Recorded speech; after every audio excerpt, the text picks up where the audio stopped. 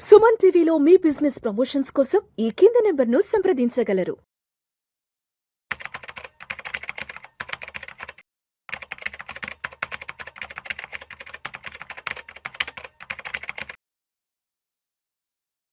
గిరిబాబు గారు నమస్తే సార్. నమస్తే అండి. Welcome to Vishnu talks and welcome to Suman TV. Thank you. Giribabu గారు, ఈ మధ్య ఎవరి మనసుకి ఏ కష్టం వచ్చినా అది వచ్చి సోషల్ మీడియాలో పోస్ట్ చేసుకుంటున్నారు. వైరల్ ఏదో రెడ్డిట్లో పోస్ట్ చేసుకుంటున్నారు, ఎక్స్లో పోస్ట్ చేసుకుంటున్నారు, ట్విట్టర్లో పోస్ట్ చేసుకుంటున్నారు. ఉద్యోగం పోయినా దాని గురించి సోషల్ మీడియాలో పెడుతున్నారు. భార్యాభర్తలకు గొడవలు వచ్చినా పెట్టుకుంటున్నారు, డివోర్స్ అయినా పెట్టుకుంటున్నారు. సరే, అలా అయిన వాటిలో రీసెంట్గా ఒక జాబ్ లే ఆఫ్కి సంబంధించి ఒక అతను తన బాధను వ్యక్తీకరిస్తూ కూడా పెట్టుకున్నారు. ఎమోషన్స్ సోషల్ మీడియాలో పెట్టుకుంటున్నారు, షేర్ చేసుకున్నారు. 20 ఏళ్ళ ఎక్స్పీరియన్స్, ఏడాదిగా ఉద్యోగం లేదు. 20 ఏళ్ళ అనుభవం ఉన్న techie Edward post viral. Lay off తర్వాత 12 నెలలుగా ఉద్యోగం కోసం ప్రయత్నాలు, రెజ్యూమేలు, నెట్వర్కింగ్ ఏది వర్కౌట్ కాదు. భార్య, 2 పిల్లల ధైర్యం అంటూ ఎమోషనల్ పోస్టు. 2 సాఫ్ట్వేర్ ప్రోడక్ట్స్ డెవలప్మెంట్పై ఫోకస్. ఎక్కువ ఎక్స్పీరియన్సే మైనస్ అవుతుంది అంటున్న నెటిజన్లు. అంటే ఇక్కడ ఏం జరుగుతుందంటే, ఉద్యోగం పోయిన తర్వాత మాకు ఇలా జరిగింది, మేము ఇలాంటి ఇబ్బందుల్లో, అలాంటి ఇబ్బందుల్లో పెట్టుకుంటున్నారు కదా. ఇప్పుడు ఇలాంటి ఇబ్బందులు ఏవి రాకుండా ఉండాలి అంటే, ఉద్యోగంలో ఉన్నప్పుడు, మంచి లైమ్ లైట్లో ఉన్నప్పుడు, మంచి పొజిషన్లో ఉంటున్నప్పుడు, మంచి జీతం చేతికి వస్తున్నప్పుడు, అప్పుడు ఎటువంటి ఆర్థిక ప్రణాళికను కలిగి ఉండాలి. అప్పుడు మన ఫైనాన్షియల్ ప్లానింగు ఎలా ఉంటే ఉద్యోగం పోయిన ఒక 6 నెలలు, ఒక సంవత్సరం రోజులు రోడ్డున పడకుండా, బాధపడకుండా ఉంటాము. మనము నార్మల్గా చాలాసార్లు మాట్లాడుతూ ఉంటాం ఎమర్జెన్సీ ఫండ్ గురించి. ఎంత ఉండాలి? మనకు నెలవారీ అయ్యే ఖర్చు ఇంటూ 12 months మినిమం ఉండాలి. ఇప్పుడు ఇతను 20 years ఆఫ్ ఎక్స్పీరియన్స్ మైనస్ అన్నాడు కదా, అంటే వయసు ఎంత ఉండొచ్చు? అందాలుగా 45+ ఉండొచ్చు. ఈజీగా 25కి కెరియర్ బిగిన్ అంటే 20 years ఎక్స్పీరియన్స్ అంటే 45+ ఉండొచ్చు. 45+ అంటే 2 పిల్లలు ఉంటారు డెఫినెట్లీ. నార్మల్గా మన పేరెంట్స్ వాళ్ళ యొక్క రిటైర్మెంట్ లైఫ్ అంటే 60. అక్కడ నుంచి వాళ్ళు బ్రతికే ఏజ్ 70 మ్యాక్సిమం. ఆ 10 ఏళ్ళు వాళ్ళకు పెద్ద ఖర్చులు ఉండవు. కానీ మనకేమైపోయింది, ఇప్పుడు 50 తర్వాత ఇంకా నేను ముందుకెళ్ళడం చాలా కష్టం. అంటే రిటైర్మెంట్ ఏజ్ 60 నుంచి 55 దాటి లోపలికి వచ్చేసింది, 50కి వచ్చేసింది. ఇక ఇప్పుడు జనరేషన్ అయితే వీళ్ళు 45 తర్వాత కూడా కష్టమే అంటారు. అట్లీస్ట్ దీని ముందు జనరేషన్ అంటే లైక్ 1980sలో 90sలో పుట్టిన వాళ్ళు కనీసం ఒక 50+ వరకు చేసే స్కోప్ ఉంటుంది. అంటే ఈ వ్యక్తికి ఇప్పుడు 45 yearsలోనే జాబ్ పోయి నా 20 years ఎక్స్పీరియన్స్ ఉండే పొజిషన్, ఉండే ప్యాకేజ్ రావాలంటే అంత ఈజీ కాదు. ఎమర్జెన్సీ ఫండ్ లేదు. ఇప్పుడు ఎమోషన్స్, పిల్లలు, వైఫ్, వీళ్ళే నాకు అసెట్స్ అనే రేంజ్కి వచ్చేసారు. అంతకుముందు కన్ను మిన్న అనదు, అంతకుముందు ఇష్టం వచ్చినట్టు ఖర్చు పెట్టేస్తూ చూడరు. దీనికి సింపుల్ ఒకటే సొల్యూషన్ అండి. మనం ఎన్నిసార్లు ప్రాబ్లమ్స్ పట్టడం కాదు, సొల్యూషన్ ఏంటంటే మనము దీపం ఉన్నప్పుడే ఇల్లు చక్క పెట్టుకోవాలి, అది వర్షం పడ్డప్పుడే రిజర్వాయర్ నింపి పెట్టుకోవాలి, చేతిలో 4 రూపాయలు డబ్బులు ఉన్నప్పుడే జాగ్రత్త పరుచుకోవాలి, 4 రాళ్ళు వెనకేసుకోవాలి. ఊరికే పెద్దలు ఎగ్జాక్ట్లీ. ఇది ప్రతి ఒక్కళ్ళు పాటించాల్సిందే, వేరే ఆప్షన్ లేదు. ఇప్పుడున్న జాబ్స్, ఈవెన్ యూఎస్లో ఉన్న వాళ్ళు కూడా, అబ్రాడ్లో ఉన్న వాళ్ళు కూడా చాలా మంది నాకు కాల్ చేస్తుంటారు. వాళ్ళు ఒకటే చెప్తుంటారు, ఇంకా యూఎస్లో ఒకప్పుడు అంటే పరిస్థితి లేదు. ఇప్పుడు మేము నెక్స్ట్ 3-4 years ఇండియాకి వచ్చేస్తాము.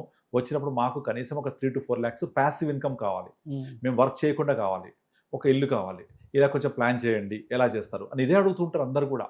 సో అందరికి అర్థమవుతోంది ఇప్పుడు.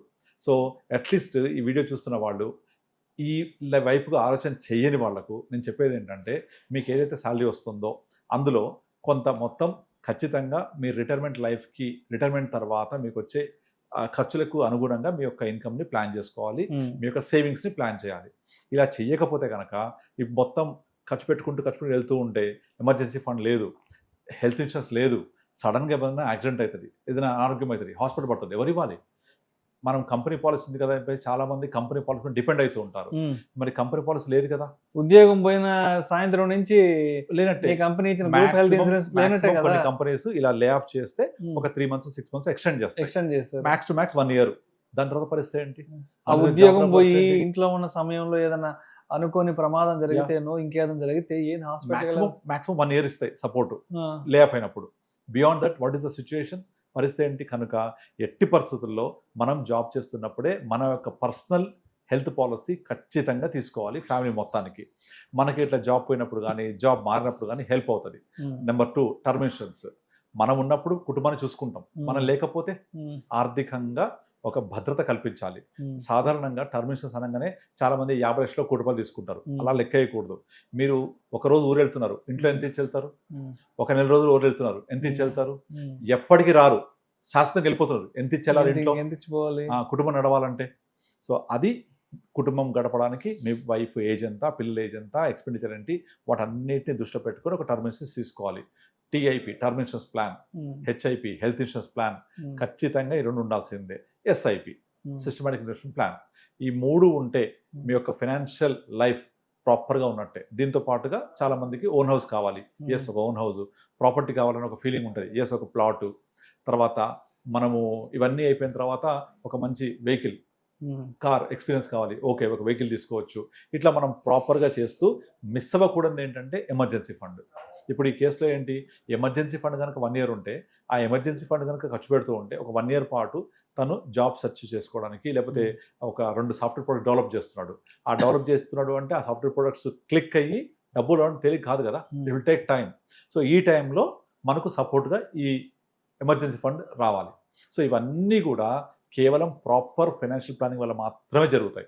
అంతేగాని నాకు మన నారు పోసేవాడు నీరు పోయిపోతాడా, ఉద్యోగం వచ్చింది కదా జీతం వస్తూనే ఉంటుంది, ఎప్పటికి ఇలా ఉంటుంది అనేది క్వశ్చనే లేదు. ఎందుకంటే నార్మల్గా మనం పేరెంట్స్ పీరియడ్ ఒక 20 ఏళ్ళు 30 ఏళ్ళు వెనక్కి వెళ్తే ఇలాంటి పరిస్థితి ఎక్స్పెక్ట్ కూడా చేయలేదు. ఇవన్నీ కొత్త ఎక్స్పీరియన్సెస్. ఈ కొత్త ఎక్స్పీరియన్సెస్ని మనము మన ఎక్స్పీరియన్స్ చేస్తూ మనకు ఎవరు చెప్పేవాళ్ళు లేరు. అరే నువ్వు ఉద్యోగం పోతే ఎట్లా బతుకుతావు అనేవాళ్ళు లేరు. ఎందుకంటే అప్పుడు ఉద్యోగాలు పోవడం ఇలా చూసేవాళ్ళం కాదు. దాదాపు అందరూ కూడా ప్రైవేట్ కంపెనీస్ ఉండేవాళ్ళు. కానీ పరిస్థితి మారిపోయింది ఇప్పుడు. సో ఆ పరిస్థితి మారిపోయిన పరిస్థితుల్లో మనకు మనమే ప్లాన్ చేసుకొని మనమే మన యొక్క ఇన్వెస్ట్మెంట్ చూసుకొని ఒక నెక్స్ట్ 10 ఇయర్స్ వరకు పరిస్థితి ఏంటి, 20 ఇయర్స్కి ఏంటి, పిల్లల వయసు ఎంత పెరుగుద్ది, వాళ్ళ ఎడ్యుకేషన్ నీడ్స్ ఏంటి, ఇవన్నీ ప్లాన్ చేసుకుంటూ రావాలి.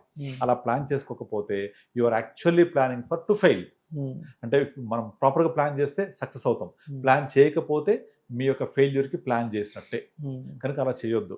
కనుక ప్రాపర్గా ఈ యొక్క ఎక్స్పీరియన్స్ మనం తీసుకొని నిజంగా ఇలా పోస్టులు చేయడము, సోషల్ మీడియాలో వాళ్ళ యొక్క ఎక్స్పీరియన్సెస్ షేర్ చేయడము చాలా మంచి పరిణామాలు ఇవన్నీ కూడా. ఎందుకంటే మనము ఎన్ని చెప్పినా అర్థం కాదు కదా, ఇలాంటి ఎక్స్పీరియన్సెస్ అందరి కళ్ళు తెరిపిస్తాయి, అందరి గుణపాఠాలు అవుతాయి. ఎందుకంటే మనం ఒకప్పుడు మన ఇల్లులు, మన ఇంట్లో అంతా ఉమ్మడి కుటుంబాలు ఉండేవి, పెద్ద పెద్ద ఫ్యామిలీస్ ఉండేవి, సపోర్ట్ చేసేవాళ్ళు, అనారోగ్యం ఎవరికైనా వస్తే 10 మంది అండగా ఉండేవాళ్ళు, ఆర్థికంగా ఉంటే పక్కడి తెలియకుండా ఇంకోళ్ళు వచ్చి డబ్బులు ఇచ్చేవాళ్ళు, హెల్ప్ చేసేవాళ్ళు. మనం ఒక 30 ఏళ్ల క్రితం ఉమ్మడి కుటుంబాల్లో. ఇప్పుడు అడిగినా ఇచ్చే పరిస్థితి లేదు. కనుక ఇవన్నీ కూడా ఈ టైంలో ఇలాంటి ఎక్స్పీరియన్సెస్, ఎందుకంటే అందరూ కూడా సోషల్ మీడియాకి బాగా తొందరగా అట్రాక్ట్ అవుతూ ఉంటారు, అంటే తొందరగా అనుభవంలోకి వస్తూ ఉంటాయి. సో ఇలాంటి ఎక్స్పీరియన్సెస్ షేర్ చేయడం వల్ల, మనం ఇలా ఎక్స్పీరియన్సెస్ చెప్పడం వల్ల వాళ్ళ యొక్క ఫినాన్షియల్ లైఫ్, హెల్త్ లైఫ్, తర్వాత వాళ్ళ యొక్క ఎంప్లాయీ లైఫ్, ఇవన్నీ కూడా మనకు ప్రాపర్గా అర్థమవుతూ ఉంటాయి. ఏం చేయాలి, శాలరీ ఎంత వచ్చింది, నేను ఎలా సేవ్ చేయాలి, పిల్లల కోసం ఎలా పొదుపు చేసుకోవాలి, ఎక్కడెక్కడ స్పెండ్ చేయాలి, మళ్ళీ ప్రాపర్ ఇన్వెస్ట్మెంట్ చేయాలి. అంతేగాని చాలా మంది ఏం చేస్తారు, 2 ప్లాట్లు 3 ప్లాట్లు 4 ప్లాట్లు, అదొకటి నాకు అర్థమైంది, నాకు ఇంకేం తెలియదు అని చేస్తుంటారు. నాకు ఒక క్లయింట్ ఉన్నాడు, డాక్టర్ గారు. ఆయన దాదాపుగా వాళ్ళ ఫాదర్ ఇప్పుడు 80 ఇయర్స్ ఏజ్. వాళ్ళ ఫాదరు ఆల్మోస్ట్ హైదరాబాద్ చుట్టుపక్కల ప్రతి ప్రాంతంలో ఒక ప్లాట్ కొన్నాడు. ఇప్పుడు నేను ప్రాబ్లం ఏంటంటే వాటిని మేనేజ్ చేయలేకపోతున్నాడు. ఏంటంటే ఇన్ని చోట్ల ప్లాట్స్ ఉన్నాయి, అమ్ముదాం అంటే కొనేవాళ్ళు లేడు. ఈ ప్లాట్లు తప్ప మా దగ్గర వేరే మనీ లేదు, we are very very asset rich but cash poor. ఉన్న ఒక ఇల్లు ఉంది, మా ఫాదర్ కొన్నారు. ఇప్పుడు నేను ఏదైనా ప్లాట్ అమ్మి కొంచెం హై రేస్కి వెళ్ళాలి, లేకపోతే బెటర్ చేయాలి అంటే ఒక్క చోట కూడా లిక్విడిటీ లేకుండా పోయింది. వేరే అంటే వాళ్ళ ఫాదర్ ఏమంటాడు, నాకు ఇది తప్ప వేరే తెలియదు. ఆస్తి పరంగా చాలా మంచి వాల్యూషన్స్ ఉంది, నో డౌట్ అందులో, but no liquidity. So liquidity లేకపోవడం వల్ల ఆయనకు ఒక మంచి వర్త్ ఆఫ్ వాల్యూ ల్యాండ్లో ఉన్న అమ్మి దాన్ని నేను అనుభవించే పరిస్థితి లేకుండా పోయింది. ఈయనకేలా ఉంటే వాళ్ళ కొడుకు అసలే చేయలేడు. ఇంకా ఈయన డిసైడెడ్ అనమాట, వాళ్ళ ఫాదర్ 80 ఇయర్స్, ఈయనకు ఆల్రెడీ 60 వచ్చేసింది నియర్ బై. ఇప్పుడు నేను కనుక వీటన్నిటిని ఫినాన్షియల్ అసెట్స్లోకి మార్చకపోతే దీని తర్వాత మా అబ్బాయికి ఎక్కడున్నాయో కూడా తెలియదు. ఎందుకంటే వాళ్ళ అబ్బాయి ప్రజెంట్ బెంగళూరులో చదువుకుంటున్నాడు, సింబాయసిస్లో ఎక్కడో. అక్కడ నుంచి పూణే సింబాయసిస్, అక్కడ నుంచి వాళ్ళ అబ్బాయి ఫారెన్కి వెళ్ళొచ్చు, అబ్రాడ్ వెళ్ళొచ్చు, సెటిల్ అయిపోతాడు ఎక్కడో. ఈ ప్లాట్స్ అన్ని సో రాజు సొమ్ము రాళ్లపాలు అన్నట్టు.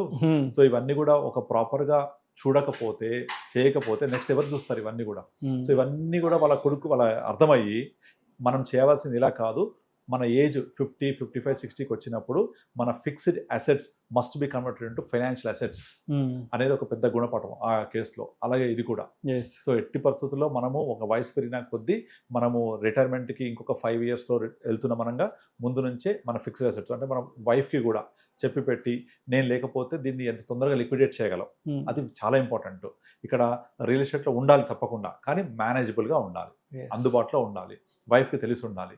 1, 2 నెక్స్ట్ లెవెల్ ఎక్కడ ఇన్వెస్ట్ చేసుకోవాలి, ఫైనాన్షియల్ అసెట్స్లోకి. మనం 60 తర్వాత కూడా ఇంకా ప్లాట్లు పెట్టుకొని తిరిగితే వాటిలో ఆదాయం రాకపోతే, ఆదాయం ఇవన్నీ ఆస్తి ఏది ఆస్తి కాదు నా దృష్టిలో. ఆదాయం ఇచ్చే ఆస్తి అయితేనే ఆస్తి, లేదా అట్లీస్ట్ కమర్షియల్కి వెళ్ళండి. సో రెగ్యులర్ మంత్లీ ఇన్కమ్ ఉంటుంది, ఆ క్యాష్ ఫ్లో ఉంటేనే ఆ యొక్క ఆస్తికి సార్థకత, ఆ యొక్క పెట్టుబడికి సార్థకత. ఆ ఆదాయం లేకపోతే దాన్ని ఏది ఆస్తి అనకూడదు. కనుక ఉత్తగా ప్లాట్లు కొని డెడ్ ఇన్వెస్ట్మెంట్ లాగా చేయకూడదు.